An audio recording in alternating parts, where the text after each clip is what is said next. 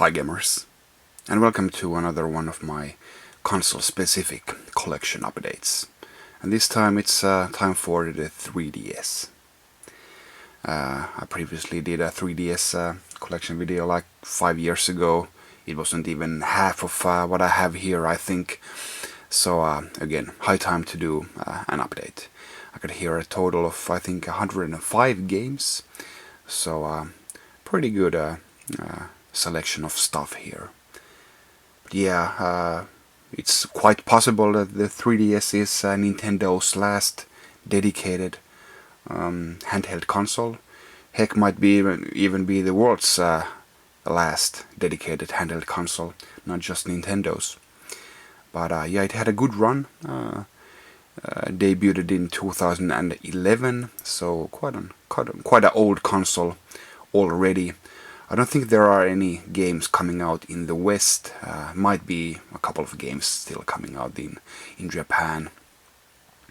But yeah, mostly it's now done, and Nintendo has focused on the Switch, which I think is a right way to do. You know, for a single company with the limited resources, it's just the right way for them to do. Support one console that you can play both as a handheld and on your TV. But enough about Switch. Let's dive into my 3DS game collection. And again, as is customary, everything here is in alphabetical order. Let's see, put the focus in. There we go. So first up we have Animal Crossing New Leaf. I also have here the Welcome Amiibo edition, which supports some Amiibo functionality. But yeah, I just love Animal Crossing. I've played all the games in the series a lot, and really looking forward to the one on the Switch. And I did play New Leaf a ton. It's very well suited to a handheld console. And just love the leisure pace and the dry humor in the game, and but of course it's you're collecting stuff and you're renovating your house and furnishing your house, and it's just a collector's dream. And if you know have a tendency to obsess over collections and you know, things that you can build, then Animal Crossing is one for you. Just love Animal Crossing.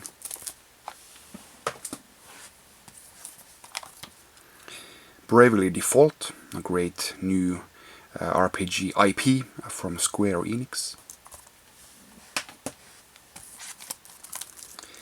Captain Toad Treasure Tracker, ported over from the Wii U, and I love Captain Toad. It's cute as a button, and the levels are so fun to look at, to traverse. Some great puzzling. It's a bit too easy, I think, especially the first half. So you really need to rack your brain around at the towards the end of the game. But it's fine by me. You know, it's great that it's accessible to everyone, and you can finish the levels with just the bare minimum, or you can try to find everything in the levels. So that's a great challenge. Castlevania Lords of Shadow, Mirror of Fate. So not quite the 2D Castlevania that people I think wanted to have on a handheld. It would have been awesome for them to do really a traditional Castlevania. This is more or less like an action game with some Castlevania adventure elements. And I'm already I slipped on my alphabetical order because I have my boxed sets here to the side. So let's backtrack a little bit. Here we have Bye Bye Box Boy, and this is the Japanese Amiibo set. And I was quite surprised when I checked out, you know, just yesterday what this goes for on eBay. I picked this up on one of my trips to Japan. nice, charming puzzle game with one of the best looking amiibo, just a little cube there. And I think I paid for like $30 or $25 for this, and now this goes for $200. So, but I think that's mostly for the amiibo. A rare little guy, and yeah, really good looking amiibo. And then we have Chibi Robo, Ziplash, and I also have this as this amiibo bundle. Really nice, charming, little puzzly game, which first debuted on the GameCube. So it was and a really niche game on the GameCube. So it was quite surprising to see Chibi Robo get a sequel on the 3DS. Then we have Codename Steam, one of several new IPs, new Nintendo IPs on the 3DS, but might be one that doesn't get a sequel. Unlike Chibi Robo, this didn't sell all that well, but made by Intelligent Systems, so you know they're responsible for Advance Wars, for example, and you know, makers of Fire Emblem and all those games. So there's a tactical element here definitely, but I don't. To me, it's not really one of their best strategy games. Cooking Mama Sweet Shop. My fiance loves Cooking Mama games. Dead or Alive Dimensions. Was this one of the launch games? Does it say here the year when it came out? This is 2011. Well, something like that. Oh, it's nice to have these big console games on the 3DS. It was pretty nice to look at.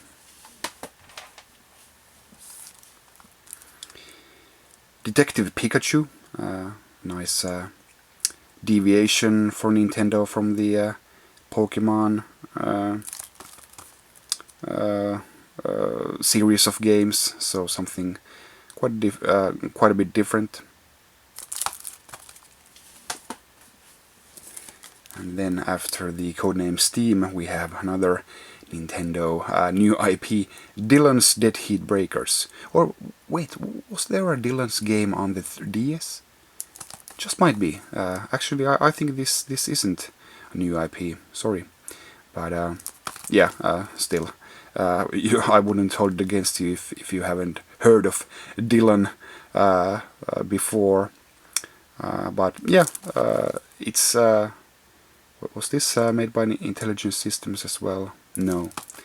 But yeah, this it's of course nice to see something new, but or something that hasn't had a ton of sequels already.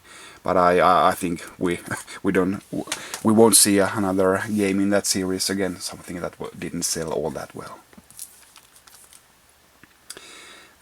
Disney Magical World 2. Donkey Kong Country Returns 3D. Just a fantastic platform game, originally on the Wii.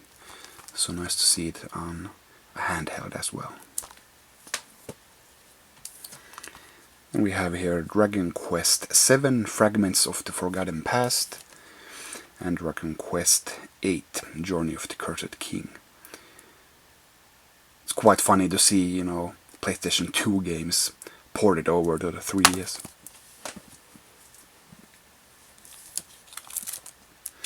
And we have Dr. Kawashima's Devilish Brain Training.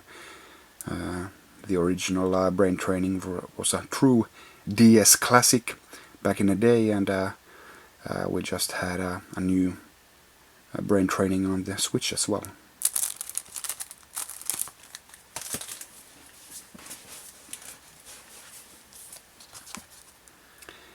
Ever Oasis, nice new RPG IP. Again, from well, made by Grezzo, but so basically you could say that this is a first-party Nintendo game. So yeah, published by and produced by Nintendo.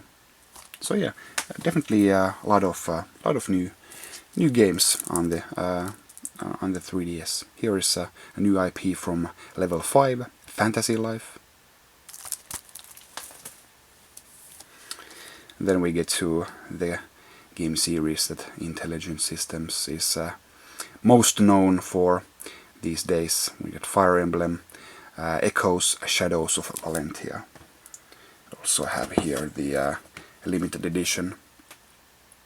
For some reason I slept on the previous Fire Emblem on the 3DS. I gotta get that at some point. But to me this is the so far the last great Fire Emblem. There's just too much other stuff going on in the Switch version of Fire Emblem. To me, Fire Emblem is about really rock hard strategy, turn-based, tactical action, and yeah, this is this has to me this has the perfect balance of the battles and the drama. The one on the Switch just has too much drama.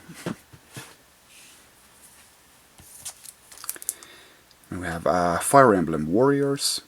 The black case here signifies that it's for only for the new Nintendo 3DS console that had a bit more power. So there were a couple of these that worked only on the new machine.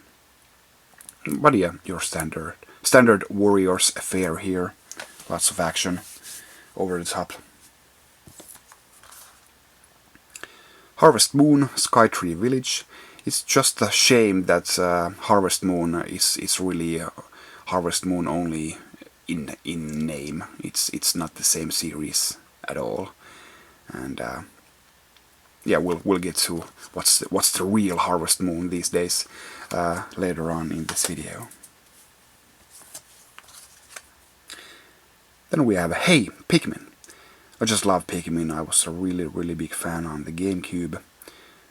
Really glad that we had 2 of those games on that console, and then on the Wii U we had number 3. And looking forward to number 4. I'm sure it's just around the corner for the Switch. But this was something very different, like a side-scrolling puzzle game, basically, instead of a real-time strategy game that Pikmin is on the big consoles. Just a really charming game. I love the big graphics, the scale of the game. It's the camera is really close to the little guys here, so it makes it seem like it's a bigger adventure than it really is. Good stuff. And then we have Hyrule Warriors Legends. Of course, this is first debuted on the Wii U, and the Legends version here on the 3DS has all sorts of stuff included. And this is the limited edition with the clock here. Oh, sorry, compass watch, I think it's called here.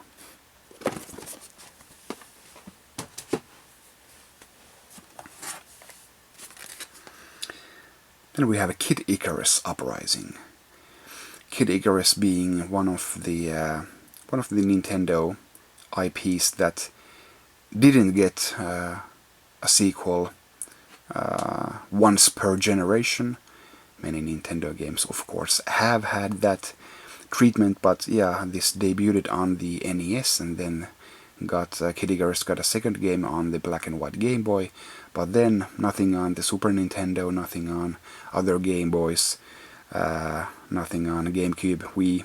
But then on the 3DS we finally got a third game in the series, and it's the best one yet. Of course, very different than the previous ones, which are side-scrolling platforming games basically. but this is all about, you know, on rails shooting, just a fantastic action game. It comes with this stand that you can put your 3DS on, so you can play it better with one hand on the circle pad and one game using the stylus. And the stylus is really, of course, great for this type of game where you're, you know, shooting all over the place, and the game is on rails otherwise. And yeah, just really nice package, and it was really nice to see Kid Icarus back.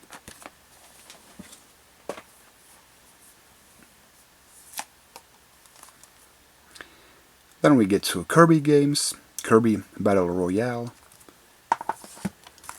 Kirby's Extra Epic Yarn, ported over from the Wii, and Kirby Triple Deluxe. My son is a huge Kirby fan. Then, well, we're going in alphabetical order here. So first up we have here Layton's Mystery Journey, Catriel and the Millionaire's Conspiracy. We have Professor Layton games later on here. This isn't as good as the Professor Layton games. The story doesn't hold up that much, and the puzzles are not as inspired. A couple of curveballs there included in the puzzles here, but of course just a great puzzle game, one of the best still. And then we get to the Legend of Zelda games. Here we have Ocarina of Time 3D, and then Majora's Mask also got the remake treatment from the Nintendo 64. So greatly appreciated, great upgrades to the graphics, and lots of little quality of life improvements, and yeah, just essential 3DS games, these. Then we also had A Link Between Worlds. This was a real treat for me. I love 2D Zeldas. I loved Minish Cap on the Game Boy Advance, and yeah, the DS Zeldas, they weren't as good in my opinion. Phantom Hourglass and Spirit Tracks, they just weren't as good as other 3D Zeldas or you know, 2D Zeldas.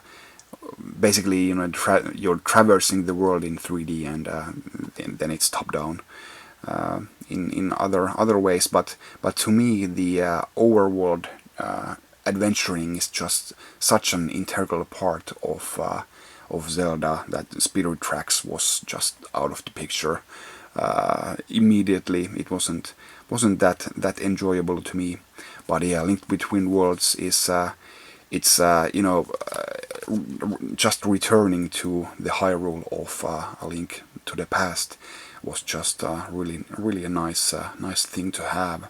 Nintendo should really do something more like that in other games as well. They have such a rich history of games, so it was a really nice thing to return to that version of Hyrule, and just really great puzzles. I love the art design here, and yeah, just might be my favorite Zelda on the 3DS. And one more, Zelda Triforce Heroes, one of the multiplayer playable Zeldas.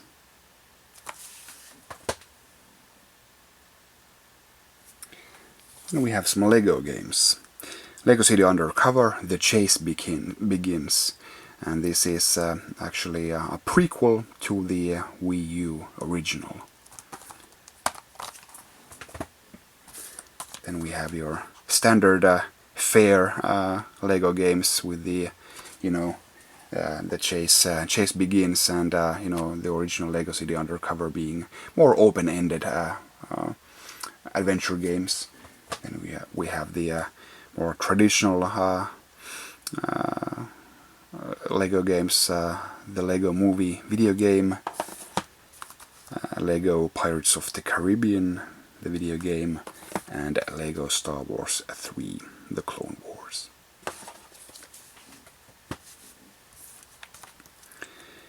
Luigi's Mansion, a great port from the GameCube, and really nice to have a sequel. Again, the Luigi's Mansion skipping the Wii, so and the DS, so it was nice to receive the a new Luigi's Mansion. But of course now we have number 3 as well, so we're really pampered here. But yeah, this was a nice surprise when Nintendo announced it.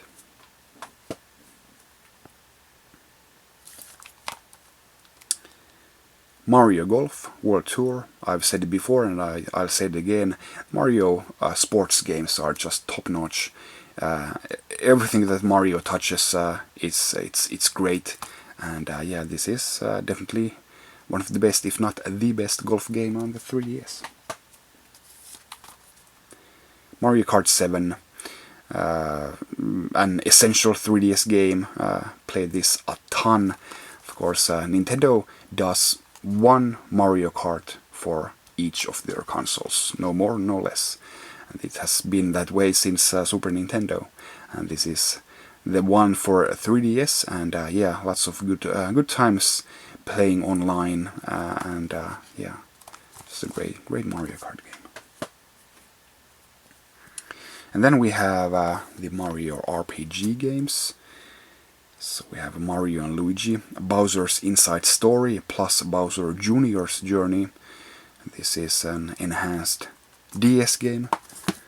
Then we have Mario and Luigi Dream Team Brothers and Mario and Luigi Paper Jam Brothers. And then one more, Mario and Luigi Superstar Saga plus Bowser's Minions. Superstar Saga, first coming on the Game Boy Advance. So yeah, nice to have 3DS enhanced version here as well. And yeah, you know, Mario and Luigi games are they're part of the same continuum as Super Mario RPG started on the Super Nintendo, and then Paper Mario continued, and just really great humor, lots of heart. I like the graphical style a lot here, and yeah, just really good RPG games with a Mario twist.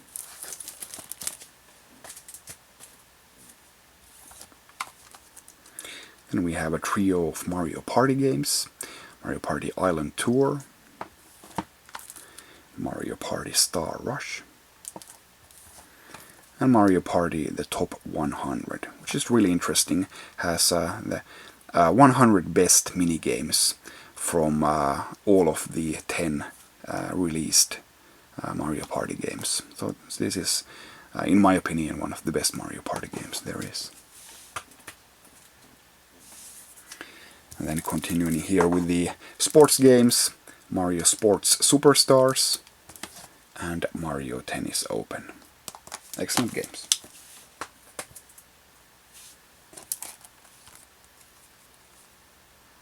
Then, first up, almost screwed up, we have here Mega Man Legacy Collection. This is the one with the golden Mega Man amiibo. And yeah, of course I own all of these as originals for the NES, so no need to open this up. And yeah, not pretty you know, great package of games, but added with the golden amiibo here, it's a really nice package. Oh, sorry. And then we get to Metroid games. Metroid Prime Federation Force. This isn't as bad of a game that people say it is. It's a decent game. It's a good game. but it just wasn't what people were anticipating. It's a first-person shooter and action game, and people really would have just preferred a new Metroid Prime game. Of course, luckily we have 4 incoming in a couple of years. But yeah, on the 3DS, people would have been really ecstatic to get a new 2D Metroid. So this just wasn't what people wanted. Nobody asked for this. It's a good multiplayer game, but it just doesn't fit the Metroid Prime IP that well, in my opinion. But luckily, we also had Metroid Samus Returns. Got here the Legacy Edition, which includes the really cool Game Boy themed steelbook. And yeah, this is a total remake of the Return of Samus, so Metroid 2 from the black and white Game Boy. So a few decades in between the releases here, and it's almost you can't even recognize the game. I couldn't. I played the original game and I couldn't remember anything, and everything is just overhauled in such a fashion that it's basically a new game, which is just fantastic. Always great to have a new Metroid game, especially a 2D Metroid game. It was just high time for us to get a new 2D Metroid game, and I just loved playing through Samus Returns.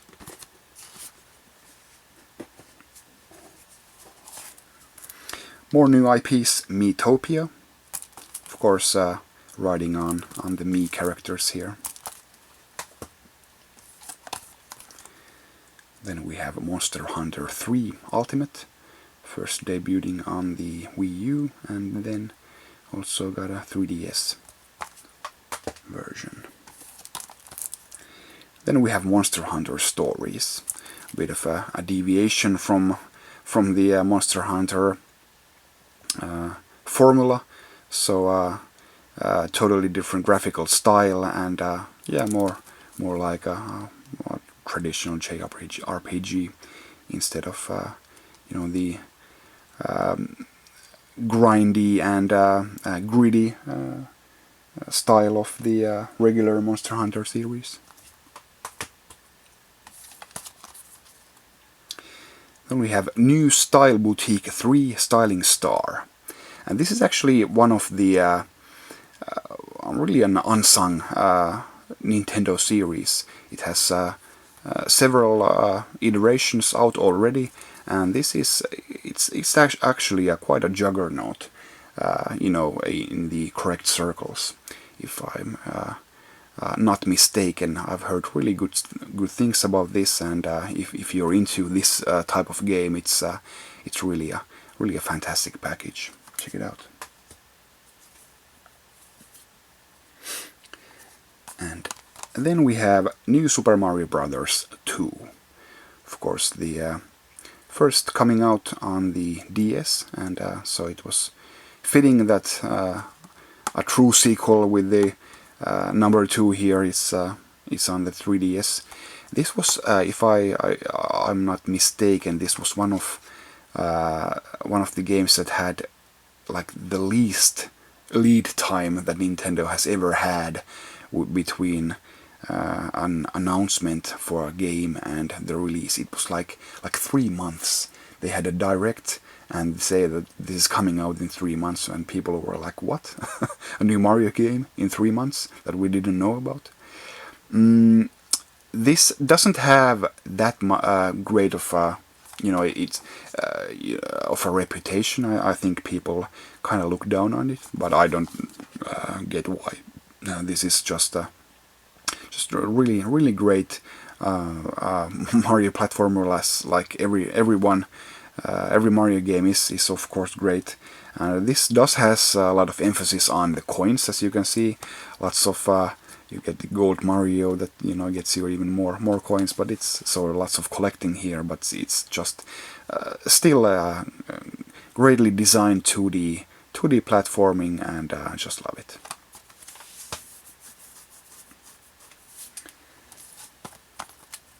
Then we get the Nintendo 3DS Guide Louvre, and this is actually the actual software that the Parisian art museum Louvre uses to this day. They, as a visitor, you can take a 3DS and you can have this software, and you put on your headphones and you can listen to narration of the art pieces there. You can look at extra info on your screen, and and when you're leaving the museum, you can buy this software as your own.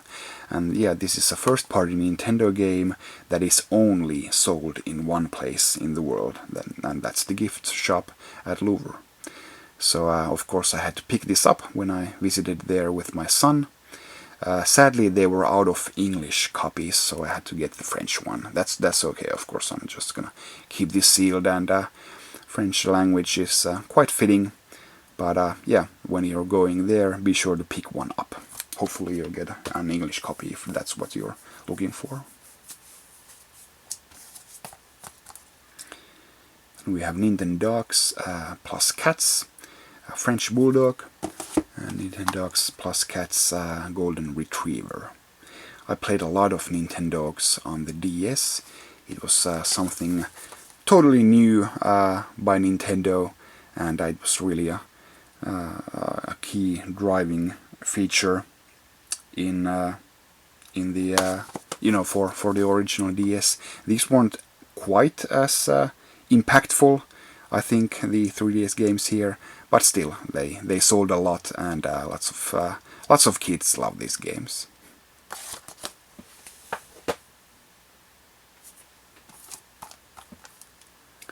Paper Mario Sticker Star. Paper Mario, the original one on the Nintendo 64, was great, and the Thousand Year Door on the GameCube was fantastic, the best in the series. After that, the Paper Mario series has kind of gone. It's not as hardcore anymore. Lots of gimmicks, and quite easy, and I think people would prefer a more hardcore Paper Mario game one of these days. But in the meantime, Sticker Star isn't half bad. It's just no Thousand Year Door.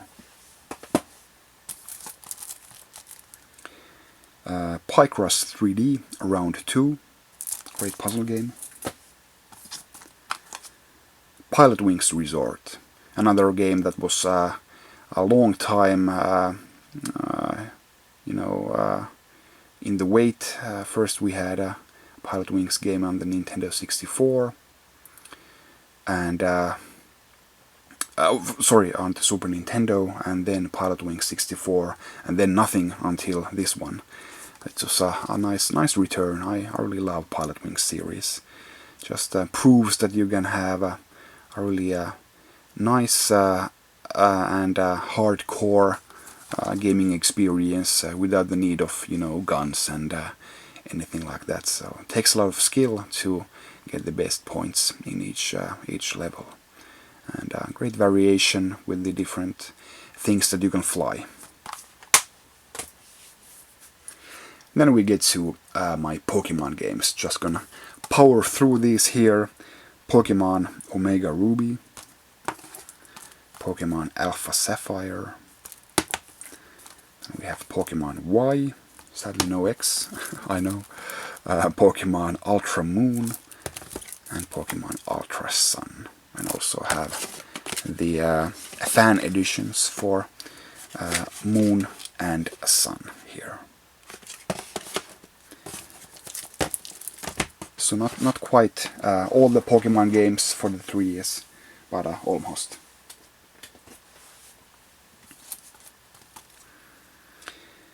Then we have Poochie and Yoshi's Woolly World. Another one from the Wii U. Yeah, it was Nintendo ported over any Wii U game that they could on the 3DS, because you know, the Wii U being not as successful as it should have been, so it's quite understandable that Nintendo wanted to have a little audience for many of these really great games. Just love the presentation of Woolly World. Then we have Professor Layton and the Azran Legacy, and Professor Layton and the Miracle Mask. I'm a huge Professor Layton fan. I played all of the games 100% through, so all of the puzzles have been solved, and just can't wait to have a next true sequel in the Professor Layton series.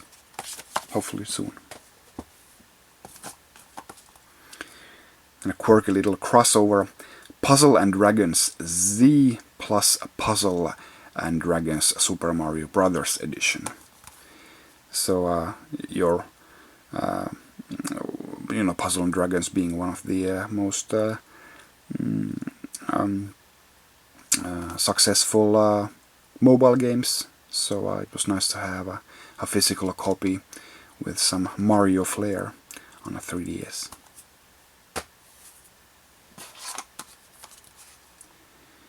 We have Resident Evil, The Mercenaries 3D, and Resident Evil Revelations. Just really accomplished action games, horror games. The 3DS copes with the graphics well, and yeah, these look great and play great, and yeah, really good Resident Evil games on your handheld.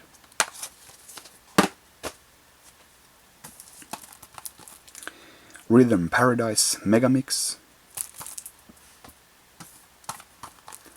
Sonic Boom Fire and Ice. So we got here Sonic Generations. Sonic Generation was okay after several not as good Sonic games. Star Fox 64 3D. Star Fox 64 being my favorite Star Fox game, so this was really a nice game to remaster on the 3DS. Excellent stuff. Another new IP from Nintendo, Steel Diver. Quite an unusual game. It's basically this side-scrolling submarine game, and yeah, didn't sell very well. I don't think it's gonna get a sequel, but it was yeah, it was something very different. Good stuff. And then we get to the true Harvest Moon game. Story of Seasons, Trio of Towns. You know, from the actual makers of the original Harvest Moon games. So this is the one to get if you want to get your Harvest Moon fix these days.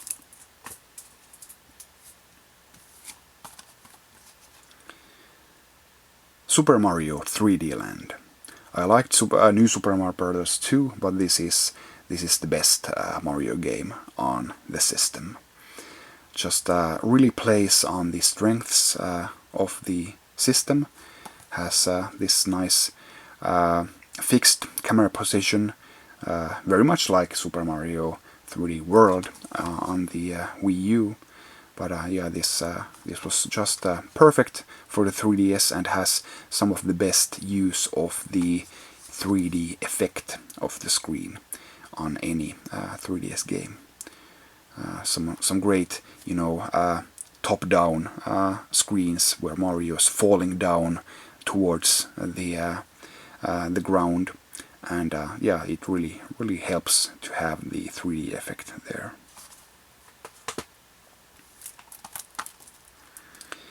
Super Mario Maker for Nintendo 3DS. So this is the Wii U original on handheld format. But plays great, both the Wii U and the 3DS, of course, having stylus controls, so very playable on the 3DS as well. Super Monkey Ball 3D. I'm a big Monkey Ball fan ever since the original came out at launch of the GameCube. But after Super Monkey Ball 1 and 2, the series hasn't really been the same anymore. 1 and 2 are just one of the hardest games ever, you know, to go through without any mistakes, any falls, and I just love it. The presentation is really crisp and clear, arcade goodness, and just one of the some of the best mini games ever in any games. But yeah, these are the newer Monkey Ball games are they're good. It's still Monkey Ball, but it's just the level design is just not there on par with the two originals.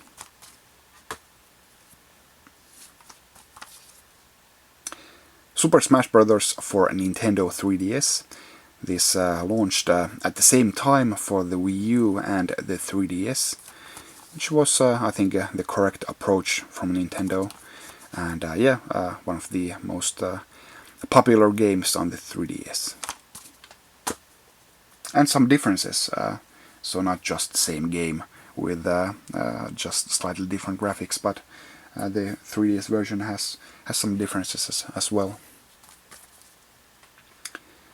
Super Street Fighter 4 3D edition, so kind of like Dead or Alive. It was nice to have these, you know, really established games and game series on the 3DS. Big names. Sushi Striker and The Way of Sushido. And another fighting game like Street Fighter and Dead or Alive. Tekken 3D Prime Edition. Good looking game. Tetris. I kind of like that this is just Tetris, you know, it's not Tetris 3D or something like that. It's just Tetris because that's all you need. Yeah, Tetris, one of my favorite games, and the 3DS version, of course, being very good. Next in line from the new IPs from Nintendo, Tomodachi Life. Again using the Mii characters. And then the 3DS also got Ultimate NES Remix. Another one of those games that originated on the Wii U. And yeah, I just loved NES Remix. I would really love for them to, you know, do Super Nintendo Remix or Game Boy Remix. But yeah, just a fantastic compilation of games.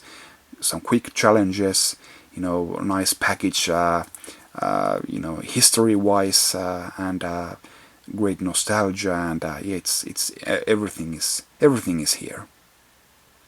And yeah, this has the best parts of NES Remix 1 and 2 from the Wii U, and yeah, just yeah, this is I would rank this in maybe in the top 10 of 3DS games. It's that good. WarioWare Gold. It's kind of the same way as with Super Monkey Ball. I fell in love with the game on the GameCube, well, on the Game Boy Advance as well, but more or less on the GameCube, and the series just hasn't been the same ever since. It was just really super tight multiplayer madness on the GameCube, and everything ever since has been just, I don't know, it's not too crazy or anything, you know, you can't have too crazy, but just game modes, they're not as inspired as they were on the GameCube. So they should really just take the template of the GameCube game and all of the the minigame formats and multiplayer formats, and then just make new micro games. So that's the winning formula in my opinion. Still, this is a great compilation of stuff. Has lots of stuff from the past as well, but still, to me, WarioWare peaked on the GameCube. And then a bunch of new IP from level 5. Yokai Watch 2 Bony Spirits. Yokai Watch 2 Fleshy Souls. And Yokai Watch 2 Psychic Specters. Then Yokai Watch 3. Yokai Watch Red Cat Core. And Yokai Watch White Dog Squad. So yeah, level 5 went all in with their Yokai Watch IP, and it's kind of dying down, has been for a while in Japan, but for a while Yokai Watch games were like as big as Pokemon, but that died down eventually. Getting close to the end here, just a couple of games left. Here we have Yoshi's New Island. So a direct sequel to the Super Nintendo classic, with the same kind of crayon type of art design. And finally, we have Xenoblade Chronicles 3D. A port from the Wii, and yeah, this really demanded a lot from the 3DS, so this is only playable on the new Nintendo 3DS. So one of the best JRPGs of the decade, for sure, and yeah, really a welcome addition to the 3DS library. And that was my Nintendo 3DS game collection. Total of 105 games. What do you think? Am I still missing something essential? What are your favorite games on the system? Leave me a comment down below. Follow FinGamer on Twitter and Instagram. Be sure to subscribe to my YouTube channel and turn on the notifications. Thanks for watching this video. I'll see you next time.